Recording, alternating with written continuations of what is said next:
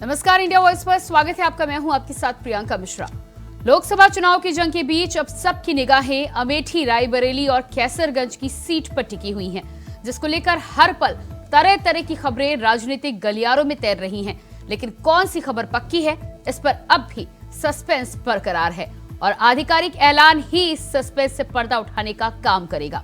ऐसे में अमेठी से लेकर कैसरगंज तक पार्टियों के कार्यकर्ता पलके बिछाए अपने प्रत्याशी का इंतजार कर रहे हैं और रायबरेली में तो पोस्टर बैनर के जरिए अपना संदेश भी आला कमान तक पहुंचाने की पुरजोर कोशिश में लगे हैं। मगर देखना यह है कि एक तरफ तो अमेठी और रायबरेली में आला कमान का फैसला क्या कार्यकर्ताओं की मंशा को पूरी करता है, तो वहीं दूसरी तरफ सोशल मीडिया पर कैसरगंज के वीडियो को लेकर जो दावे किए जा रहे हैं कि कैसरगंज सीट से ब्रजभूषण के बेटे कर्णभूषण को टिकट मिल चुका है, इस दावे में कितनी सच्चाई है, इस पर भी सस्पेंस बरकरार है। तो आज सस्पेंस की रणनीति पर हम करेंगे बातचीत।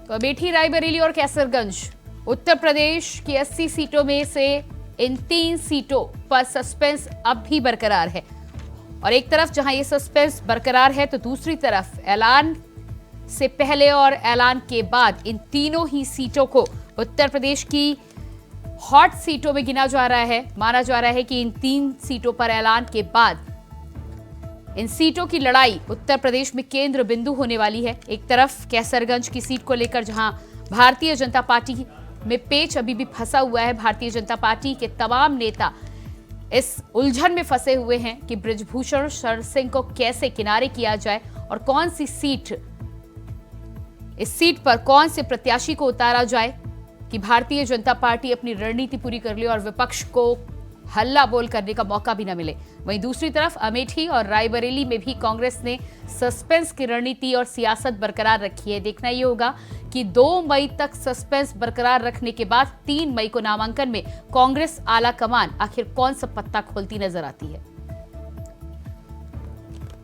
तो राजनीतिक बिसात की जिस तरह से बात की जाती है, शतरंज के खेल से कम नहीं है राजनीति और ऐसे में यही शतरंज का खेल, यही राजनीतिक खेल इस समय उत्तर प्रदेश की इन 3 सीटों पर दिखाई दे रहा है। देखना यह होगा कि आधिकारिक तौर पर चुनावी ऐलान के बाद कौन इस खेल में किसको मात देता हुआ नजर आता है।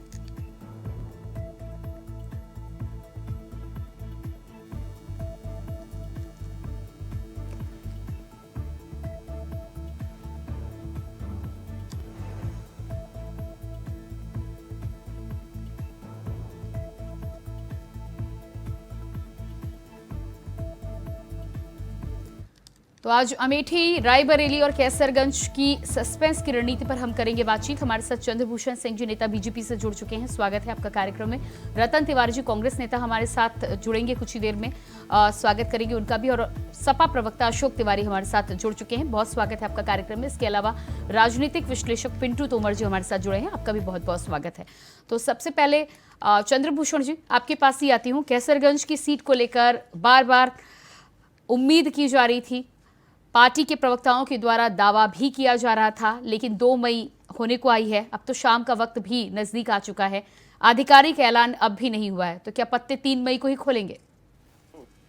नहीं, 2 मई को ही खुलेंगे और जिसको नामांकन करना है वो नामांकन भी करेगा। भारतीय जनता पार्टी का प्रत्याशी चुनाव भी लड़ेगा। सोशल मीडिया पर जो आपका वीडियो तैर रहा है ब्रजभूषण शरण सिंह और उनके बेटे का, उसमें कितनी सच्चाई है, क्या सच है? अब देखिए, अब 24 घंटे भी नहीं बचे हैं, कल 3 बजे तक नामांकन आखिरी दिन, तो ये जो चल रहा है वो सच ही है और आपको शाम तक पता चल जाएगा कल कौन नामांकन करेगा। तो इस पे कोई ज्यादा संशय होने की जरूरत नहीं है कि कुछ नया है या कुछ नहीं। संशय तो ब्रजभूषण शरण सिंह ने लगभग क्लियर कर दिया है वीडियो राजनीतिक गलियारों में लाकर, आप उस पर हामी नहीं भर रहे, क्यों? नहीं, हम देखिए, हामी भरने या ना भरने की ऐसी कोई बात नहीं है। ब्रजभूषण शरण सिंह जी जो पार्टी, उनका तो साफ कह रहे हैं कि कर्णभूषण को टिकट मिल चुका है, अब आप हाँ बोले तो फिर आगे की बात की जाए। मैं क्या कह रहा हूँ, ये पार्टी, भारतीय जनता पार्टी अपने एक उस पे चलती है। सांसदीय बोर्ड और राष्ट्रीय कार्यालय से उम्मीदवारों की लिस्ट जारी होती है। जैसे ही लिस्ट जारी हो जाएगी हम आपके साथ कह देंगे कि ये जो लिस्ट जारी की गई है उसमें ब्रजभूषण जी का नाम होगा, उनके बेटे का नाम होगा, जिसका नाम होगा वो लिस्ट जारी होते ही पता चल जाएगा। नहीं तो जिस तरह से आप अभी इनकार कर रहे हैं और आप कह रहे हैं राजनीतिक गलियारों से लिस्ट अभी जारी होगी, और ब्रजभूषण तो बाकायदा वीडियो में नारे लगवाते हुए नजर आ रहे हैं, उनके बेटे के नाम के नारे लग रहे हैं, उनके नाम के नारे लग रहे हैं, तो वाकई में नाम है भी या दबाव बनाने की कोशिश की जा रही है वीडियो के माध्यम से? ये आखिरी समय दबाव क्या होता है देखिए, ये ऐसा कुछ नहीं है। और राजनीतिक आदमी है और जो होगा वो शाम तक पता चल जाएगा। तो कुल मिलाकर शाम से पहले आप कुछ जवाब नहीं देंगे इस मुद्दे पर? ठीक है, आपके पास आती हूँ मैं। अशोक तिवारी जी, अमेठी और रायबरेली को लेकर इंडिया गठबंधन में आपके साथ हैं कांग्रेस। रतन तिवारी जी अभी कुछ ही देर में हमारे साथ जुड़ेंगे, लेकिन 2 मई हो रही है। चंद्रभूषण जी तो फिर भी कह रहे हैं शाम तक ऐलान हो जाएगा, लेकिन क्या अमेठी और रायबरेली के लिए 3 मई का ही इंतजार करना पड़ेगा? और क्या वाकई में गांधी परिवार के सदस्य आएंगे भी, या दोनों ही मना करके यूपी छोड़कर जा चुके हैं? देखिए प्रियंका जी, मैं आपके चैनल पर पहले भी बोल चुका हूँ और पुनः फिर बोल रहा हूँ, समाजवादी पार्टी निश्चित रूप से इंडिया गठबंधन में है और हम सदैव अमेठी रायबरेली में समर्थन करते आ रहे हैं, इस बार भी कर रहे हैं और हमारा समर्थन पूरी तरह से है। समाजवादी पार्टी का कार्यकर्ता कमर कसकर तैयार है। आपका समर्थन अशोक जी, आपका समर्थन किसको है? गांधी परिवार के सदस्यों को ना? अब मुझको बोलने, मतलब पूरा बोल लेते, आप बोलिए, अच्छा लगेगा, हमको भी अच्छा लगेगा। ठीक है, मैं समय दे रही हूँ, मैं बस पूछ रही थी आपसे। ये तो आपको अगर किसी और को बुलवाना है तो बुलवा लीजिए। हमसे बात करानी तो हमको बात करनी पूरी करनी दीजिए ना। आप समय लीजिए, पूरी करेंगे तभी तो बात बोल पाएंगे। अरे पूरा समय दे रही हूँ, करिए अपनी बात। फिर दोबारा से कह रहा हूँ वही बात। अब हम समर्थन कर रहे हैं कांग्रेस को, पूरी तौर पर कर रहे हैं। अमेठी रायबरेली में सदैव करते आ रहे हैं, इस बार भी कर रहे हैं। समाजवादी का पार्टी का कार्यकर्ता पूरी तरह से कमर कसकर अमेठी में भी तैयार है, रायबरेली में भी तैयार है। टिकट देना कांग्रेस का काम है, वो जैसे टिकट देती है किसी को तो हम लोग उसका सपोर्ट करेंगे, समर्थन करेंगे, भारी बहुमत से विजयी बनाएंगे। अच्छा। जी, तो कांग्रेस किसी को भी टिकट देगी, आप उसका समर्थन करेंगे? बिल्कुल करेंगे। अच्छा, क्या राय भी दी है आपने राहुल गांधी और प्रियंका गांधी के लिए? सलाह मशवरा तो जरूर होता होगा। ये राय के विषय में हम बता नहीं पाएंगे।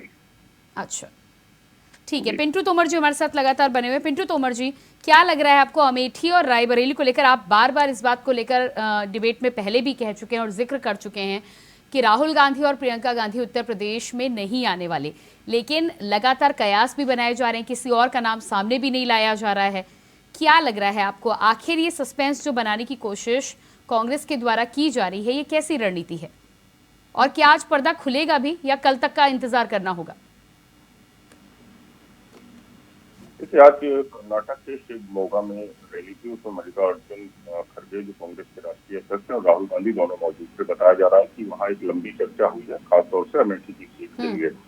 अमेठी की सीट पर राहुल गांधी से लड़ने का जो प्रेशर बना है वो तब से बना है जब से कन्नौज से अखिलेश यादव ने नामांकन किया है। लेकिन बात फिर वही आती है कि कन्नौज से डिम्पल यादव चुनाव हारी थी, वो कोई आम प्रत्याशी नहीं थी समाजवादी पार्टी की, अखिलेश यादव की पत्नी थी। राहुल गांधी अमेठी से चुनाव हार चुके हैं। निश्चित रूप से जो इंडिया गठबंधन है उत्तर प्रदेश में, ये दोनों बहुत बड़े नाम है गठबंधन के, अखिलेश यादव और राहुल गांधी। एक रणनीति ये भी होती है, 2014 में नरेंद्र मोदी बनारस से चुनाव लड़े थे, क्योंकि जब बड़ा नेता लड़ता है तो आसपास की सीटों पर भी प्रभाव पड़ता है। अखिलेश यादव का कन्नौज से लड़ना और राहुल गांधी अगर अमेठी से लड़ते हैं तो निश्चित रूप से जो आसपास की सीटें हैं उन पर भी प्रभाव पड़ता है। लेकिन आसान दोनों के लिए नहीं रहेगा, क्योंकि दोनों चुनाव हार चुके हैं और भारतीय जनता पार्टी बिल्कुल कोशिश ये करेगी कि अपनी दूसरी पंक्ति के नेताओं को कन्नौज और अमेठी में भेजकर कोशिश ये करे कि उनको बाहर ना निकलने दें। अगर दोनों नेता उत्तर प्रदेश में और कहीं नहीं जा पाएंगे, बाहर नहीं निकल पाएंगे, तो निश्चित रूप से जो इंडिया गठबंधन का प्रचार है उस पर फर्क पड़ेगा। हालांकि इलेक्शन के बाद 20 मई का जो इलेक्शन होगा उसके बाद एक चरण और 2 चरण और रह जाएंगे, उसमें वो बेशक बाहर जाकर प्रचार कर सकते हैं। वहीं भारतीय जनता पार्टी के लिए भी कैसरगंज सीट जो है वो बहुत बड़ी फास्ट बनी हुई है, उसके पीछे कारण जो सबसे बड़ा है वो हरियाणा में अक्टूबर में चुनाव है इसी साल। अगर ब्रजभूषण सिंह को टिकट देती है तो हरियाणा में उसका नुकसान होना तय है, लेकिन अगर ब्रजभूषण शरण सिंह को नहीं देती है तो क्षत्रिय जिस तरीके से आंदोलन किए हुए हैं, अगर उनके पुत्र को या उनको नहीं देती है तो क्षत्रिय जिस तरीके से आंदोलन किए हुए हैं, जिसमें एक मुद्दा उनका टिकट कटने का भी है, और प्रथम चरण का जो पश्चिम उत्तर प्रदेश में चुनाव हुआ था और दूसरे चरण का जो चुनाव हुआ था उसमें उनकी नाराजगी भी देखने को मिली थी। हालांकि उम्मीद ये है कि आज शाम तक अमेठी, कैसरगंज और रायबरेली तीनों सीटों का डिक्लेरेशन हो जाएगा कि कौन चुनाव लड़ रहा है। जी बिल्कुल, तो शाम तक का इंतजार करना पड़ेगा। बार बार आप इस बात का जिक्र कर रहे थे कि अगर लड़ते हैं तो ज़रूर प्रभाव पड़ेगा। प्रियंका गांधी को लेकर अगर अचानक कोई खबर आ जाती है तो बात अलग है, अन्यथा खबरें तो ये भी आ रही हैं कि वो इनकार कर चुकी हैं। लेकिन राहुल गांधी को लेकर क्या कहेंगे? क्या अमेठी से लड़ने की हिम्मत नहीं जुटा पा रहे अभी?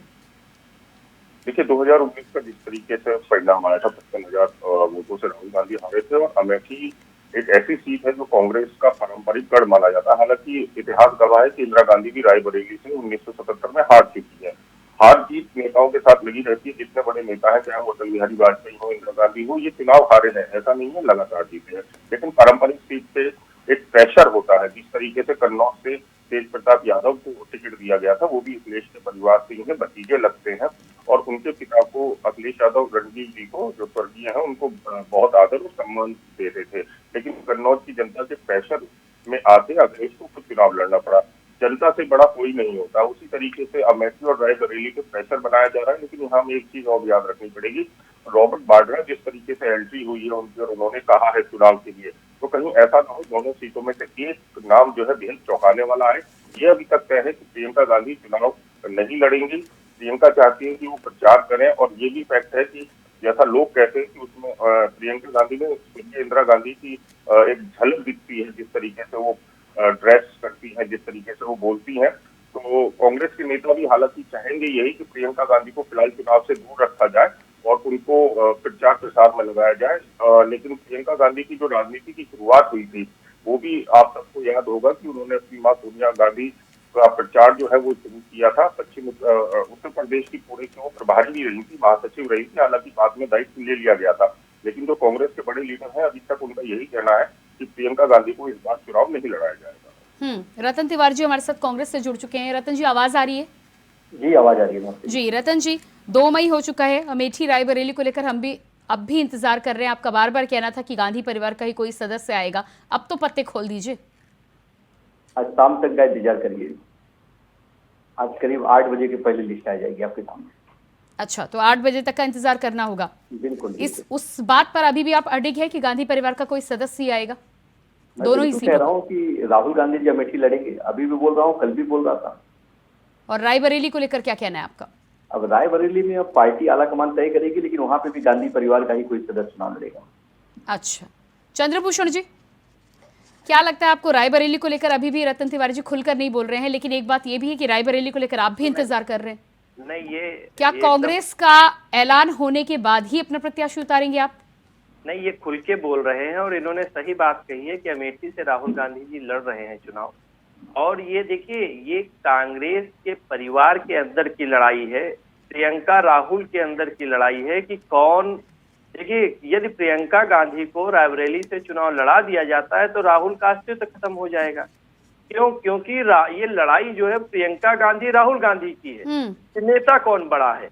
जिस प्रकार से लोग राहुल गांधी को पसंद करते हैं, उसी प्रकार से लोग प्रियंका गांधी को पसंद करते हैं। लेकिन समस्या परिवार के अंदर है कि राहुल गांधी को कितनी बार भी लॉन्च कर दिया जाए, वो फेल हो रहे हैं बार बार। अब प्रियंका को तो आगे किया नहीं जा सकता, इसलिए प्रियंका का लड़ना बहुत ही मुश्किल दिखाई दे रहा है। और ये सोनिया गांधी जी अलाउ नहीं कर रही है कि प्रियंका को राहुल के साथ। रतन जी, जवाब दीजिएगा इस पर। और यदि कहीं राहुल गांधी हारेंगे, अमेठी की सीट हारेंगे और प्रियंका भी हारेंगी, तो पूर्ण रूप से अस्तित्व खत्म हो जाएगा। इसलिए ये इन लोगों की प्लानिंग है कि एक आदमी हार जाएगा तो वायनाड रतन जी, आपका जवाब। लेकिन वहां भी संभावना हमारे चंद्रभूषण सिंह जी बड़ी अच्छी बात कह रहे हैं। मैंने स्पष्ट कह दिया कि अमेठी में राहुल गांधी चुनाव लड़ेंगे और प्रचंड मतों से जीतेंगे, क्योंकि अमेठी में राहुल गांधी जी की हवा बह रही है। हवा नहीं, मैं फिर आपको कह रहा हूँ कि हवा अमेठी में राहुल गांधी की हवा बह रही है। और प्रियंका गांधी की आप बात कर रहे हैं, प्रियंका गांधी भी चुनाव लड़ सकती हैं, लेकिन हम उस पर अपनी बात अभी रख नहीं सकते, वो पार्टी हाईकमान तय करेगी। और दूसरी बात मैं आपको बता दूं, उस मुगालते में मत रहिएगा। नहीं, अरे भाई, आपकी बनारस वाली जो सीट है ना, वो भी फंसी हुई है। उसका नतीजा ये है कि प्रधानमंत्री आज पाकिस्तान की बात कर रहे हैं, तालिबान की बात कर रहे हैं, मछली मटन चिकन की बात कर रहे हैं, मंगलसूत्र की बात कर रहे हैं। अभी हमारे महाराष्ट्र में आए थे चंद्रभूषण जी, महाराष्ट्र में आए थे, उन्होंने किसानों का एक शब्द नहीं कहा, युवाओं के ऊपर एक शब्द नहीं कहा, महिलाओं से बात नहीं करना चाहते, महंगाई का मान नहीं बोल रहे हैं, वो चाह रहे हैं सिर्फ और सिर्फ ध्रुवीकरण की राजनीति कर रहे हैं और सिर्फ गांधी परिवार को कोस रहे। अगर राहुल गांधी जी से डर नहीं लगता तो हर मंच से राहुल गांधी का नाम आप लोग क्यों लेते हैं? आप बता दीजिए ना, डरते अगर नहीं है तो क्यों नाम लेते हैं?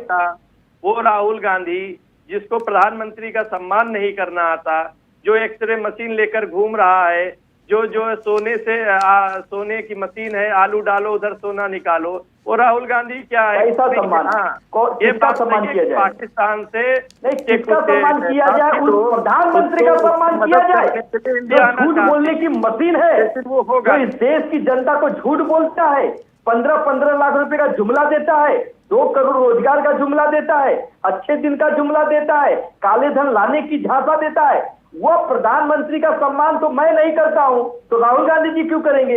अब इस देश का, भारत का एक व्यक्ति झूठे प्रधानमंत्री का सम्मान नहीं कर सकता।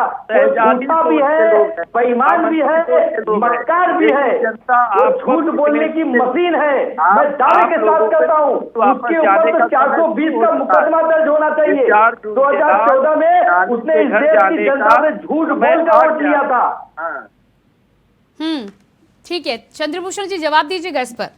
देखिए, मैं फिर वही बता रहा हूं कि जिस तरह की ये भाषा, जिस तरह का ये व्यवहार, आज आप देखिए कि पाकिस्तान से इनको सपोर्ट करने के लिए लोग आ रहे हैं।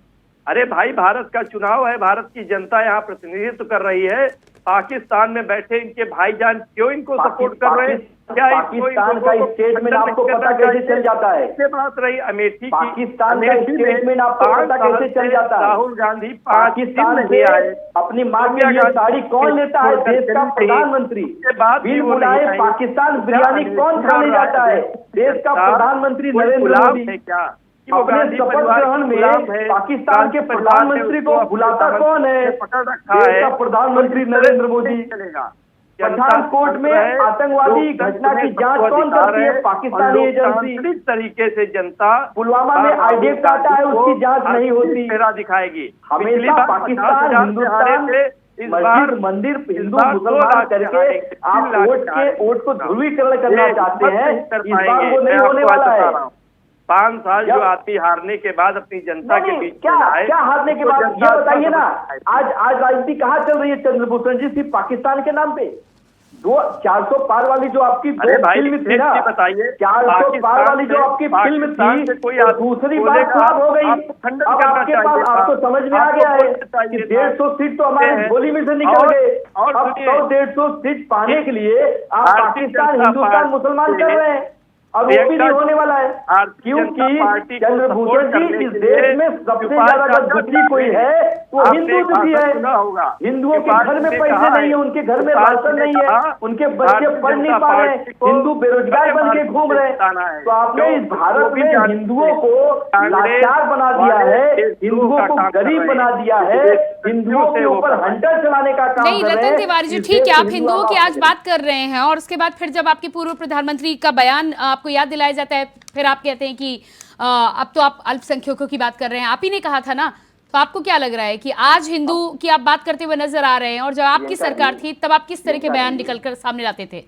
प्रियंका जी, अभी तो आप मुझे पुराना बयान बता दिए, लेकिन ये प्रधानमंत्री मुस्लिम लीग मुस्लिम का नाम लेते हैं, इनके घोषणा पत्र में ऐसा है।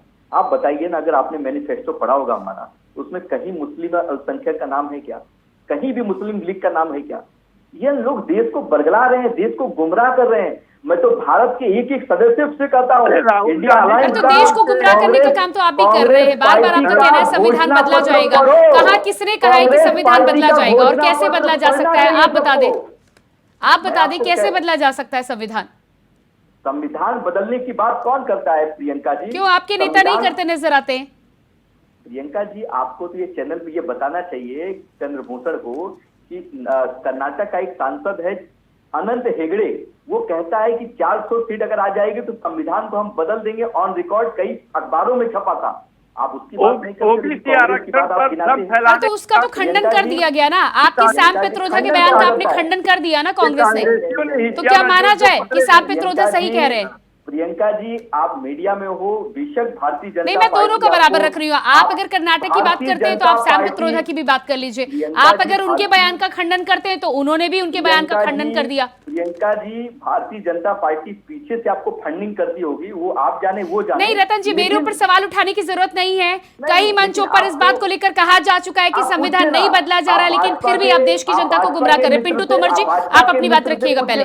भाजपा के मित्र से पूछिए। नहीं रतन तिवारी जी, आपको आप लोगों का ये पुराना ढर्रा हो चुका है कि जब आप अपना लॉजिक पेश ना कर सके तो आप मुझ पर सवाल उठा दें, लेकिन मेरे पास जितने लॉजिक रहेंगे मैं पेश करूंगी। ये बात अच्छी नहीं है, ये कतई बात हर बार वही ढर्रा। रतन जी, आपको कुछ तो नया लाया करिए, कुछ तो नया लाया कि मैं आपको पूरा मौका दे रही हूँ आपकी बात करने का, पूरा समय दे रही हूँ आपकी बात करने का। आप अपना समय मुझ पर लांछन और आरोप लगाने पर क्यों व्यर्थ कर रहे हैं? आप सुनती कहाँ हैं? जब भाजपा अरे तो आप मेरा नाम ले लेते तो फिर मैं आपको सुनाने, मुझे अपना तो पक्ष रखना पड़ेगा ना। अब अगर मैं यहाँ बैठकर भी अपनी बात ना रख सकूं तो फिर गलत हो जाएगा ना। रतन जी, अब मौका दे रही हूँ, अपनी बात रखिएगा। देखिए, मैं बार बार कह रहा हूं कि आपको प्रधानमंत्री मोदी और इनके भाजपा के प्रवक्ता से पूछना चाहिए कि 2014 में जो आप लोगों ने वादे किए थे, बहुत सारे वादे थे, अच्छे दिन के वादे, रोजगार के वादे, काले धन के वादे, 15 लाख के वादे, वो वादे आपने पूरे नहीं किए। 2014-2019 का मैनिफेस्टो था, उस मैनिफेस्टो को उठा के देख लीजिए, क्या वो मैनिफेस्टो के वादे पूरे हुए? नहीं हुए। आज प्रधानमंत्री 10 वर्षों से देश के प्रधानमंत्री हैं, देश के मुद्दों की बात करनी चाहिए। उन्होंने क्या काम किया, क्या विकास काम किए, कितने एम्स बनाए, कितने विश्वविद्यालय बनाए, उसकी बात करनी चाहिए। देश का प्रधानमंत्री संवैधानिक पद पर बैठने के बाद आज पाकिस्तान, तालिबान, मुस्लिम, हिंदुस्तान, भगवान श्री राम का नाम लेके वोट मांगता हुआ फिर रहा है। चलिए ठीक है, आपके सवाल मैंने सुन लिए। समय मेरे पास बहुत। चंद्रभूषण जी जवाब दीजिएगा इन पर, फिर पिंटू जी आपके पास साथियों में। सबसे पहले राहुल गांधी जी ने ही शुरू किया। इस देश में ये एक्सरे किया जाएगा, देश का एक्सरे करने के बाद सबकी संपत्ति की ऐसे ऐसे किया जाएगा और उनको बांटा जाएगा। ये सब तुष्टीकरण की राजनीति कांग्रेस लेकर आई और कांग्रेस इस तुष्टीकरण की राजनीति आज नहीं ला रही है। प्रधानमंत्री जी ने मुस्लिम लीग का किसको बांटा जाएगा? संपत्ति किसको बांटी जाएगी? आज बोल देखिए, आप चुप रहिए। नहीं, संपत्ति किसको बांटी जाएगी बताइए ना चैनल पे। समय जवाब दीजिए। नहीं, चैनल पे बताइए आप। अभी चुप रहिए। इनको प्रियंका जी बोलिए, संपत्ति किसको बांटी जाएगी? नहीं रतन जी, जवाब देने दीजिएगा। और संपत्ति किसको बांटी जाएगी ये सवाल नहीं है, सवाल ये कि संपत्ति क्यों बांटी जाएगी। मेरा संपत्ति क्यों बांटी जाएगी? और सुनिए, प्रियंका जी, राहुल गांधी जी ने स्पष्ट कर दिया है कि गरीबों को अमीरों के जेब से पैसा निकाल के गरीबों के जेब में डाला जाएगा। वही घबराहट है इनको। के मुख्यमंत्री, तेलंगाना के मुख्यमंत्री और इन लोगों ने भ्रम फैलाने का काम किया। उसके बाद गृह मंत्री जी को इनके खिलाफ एक्शन लेना पड़ा। ये कांग्रेस झूठ की पुलिंदा, कैसे ना फैक्ट्री बन गई है। झूठ का पुलिंदा तो देश का प्रधानमंत्री है, क्योंकि इनके पास झूठ बोलने की मशीन तो देश का प्रधानमंत्री है। अरे क्यों आपने नहीं फैलाया फेक वीडियो? बिल्कुल नहीं फैलाया क्या? कार्रवाई हो रही है ना? प्रियंका जी, 2800 वीडियो का भी बात पूछ लीजिए इनसे। रेवन्ना का 2800 वीडियो जो आया है वो भी पूछ लीजिए, उसी का प्रचार प्रधानमंत्री कर रहे थे ना। अरे तो उसके बारे में आप प्रचार प्रसार फैलाइए ना, फेक वीडियो फैलाने की क्या जरूरत है? आप जनता को दिखाना चाहते हैं, आप सच वीडियो फैलाइए ना, फेक वीडियो फैलाने की क्या जरूरत आज पड़ी आपको? आपकी हिम्मत है इसलिए सवाल पूछ लीजिए। अरे आप तो सवाल पूछ ही रहे हैं, जवाब मिल जाएगा। चंद्रभूषण जी जवाब दे दीजिएगा। वीडियो का पूछा वहाँ पर रंजन रेवन्ने के बारे में 2800 वीडियो का जो वीडियो वायरल हुआ है उसके बारे में उस पर मैं सवाल पूछ लूंगी, लेकिन इसका मतलब आपको फेक वीडियो फैलाने का अधिकार हो गया। हिम्मत मैं तो आपसे पूछ रहा हूँ ना कि आप फेक वीडियो की बात कर रहे हैं, लेकिन रेवन्ना के ऊपर आप एक शब्द नहीं बोल सकते हैं क्योंकि अपनी नौकरी खतरे में पड़ी आई। हसन में रेवन्ना के साथ तुम कांग्रेसी मिले हुए हो, तुम्हारे सीताराम मैया और जो अच्छा। कुमार चलिए मैं आती हूँ पिंटू तोमर जी अपनी बात रखिएगा। मिले हुए हैं। पिंटू तोमर जी, देखिए, जिस तरीके से हमारे जो साथी हैं रतन तिवारी जी, उन्होंने मीडिया पे सवाल उठाया, मुझे घोर आपत्ति है उस बात पे। सर, आपको मंच भी मीडिया ने दिया और उसी मंच पे बैठ के आप सवाल उठा रहे हैं। अगर ऐसा कुछ होता जैसा आप आरोप लगा रहे मीडिया को, तो सबसे पहले आपको या अशोक तिवारी जी को मंच नहीं दिया जाता। आपको ये समझना पड़ेगा।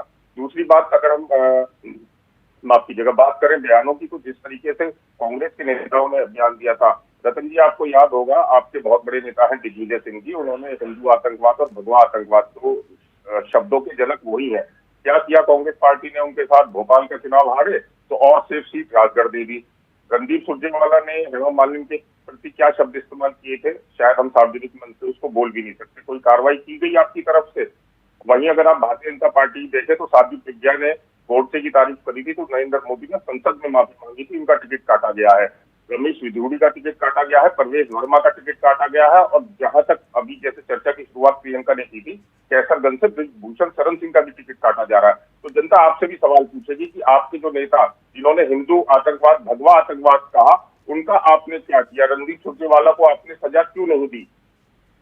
इन बातों का भी तो जवाब आपको देना पड़ेगा ना सर। रतन जी जवाब दीजिएगा, फिर अशोक तिवारी जी के पास जाऊंगी। अब ये ऐसी बातें करते हैं प्रियंका जी कि अब जैसे लगता है भारतीय जनता पार्टी में समोसा खा के यहाँ पे आके बैठ गए हैं। अरे मैं आपसे फिर आप उसी बात पर आ गए। नहीं, कभी पैसे दे दो, कभी समोसा खिला दो। अरे रतन तिवारी जी, आपको लगता होगा आजकल सब पैसे और समोसे पर। प्रियंका जी आप बताइए, नहीं, आप यहाँ से बैठकर बोल देते, मेरे अकाउंट में ट्रांसफर आ जाता होगा। कहाँ से आपने पता कर लिया? क्यों आप हर दिन मेरे ऊपर लांछन लगाते रहते हैं? आपने एक सवाल नहीं पूछा है, इस देश की समस्याओं पे आपने एक सवाल नहीं पूछा है। हम विपक्ष की भूमिका निभा रहे हैं, सरकार से सवाल पूछने अरे तो की विपक्ष, जिम्मेदारी आप ये प्रियंका जी आपकी बताइए, है। हमारा लेकिन काम आप सवाल सरकार से पूछना सवाल है, नहीं पूछते, हमारा आप काम विपक्ष से सवाल सवाल पूछना पूछते है। आप अपना काम करिए, हमें अपना काम करने दीजिए। तो आप क्यों विपक्ष से सिखाने सवाल लगते हैं पूछेंगे? मीडिया को हमेशा? नहीं, आप विपक्ष अरे से सवाल अपना काम तो पूछेंगे। आप बेहतर तरीके से कर लीजिए, फिर आप सिखाइएगा। आप कर रहे हैं अपना काम बेहतर तरीके से। हमारे बेहतर आप पर काम सवाल की ओर- उठाए जाते हैं तो आप हम पर सवाल उठाए जाते हैं, उठाने लगते हमारे हैं। बेहतर काम में आपका समर्थन ये तो रहेगा। रतन तिवारी जी, फिर वही बात हो गई ना। इस्तेमाल किए कि आप उन्हें गलत मानते हैं, नहीं मानते, बस इतना बता दीजिए। हम बिल्कुल गलत नहीं मानते। आपको पता है हेमा कि हमारे मालिनी ने नेता जो थे, इस्तेमाल किया, उनको आप गलत कांग्रेस नहीं मानते? पार्टी के हमारे नेता थे, सुनिए ना मेरे मित्र, उन्होंने एक व्यक्ति को कहा था ये बहुत नीच व्यक्ति है। मणिशंकर अय्यर ने कहा था एक व्यक्ति बहुत नीच है। आज वो सत्य साबित हुआ है।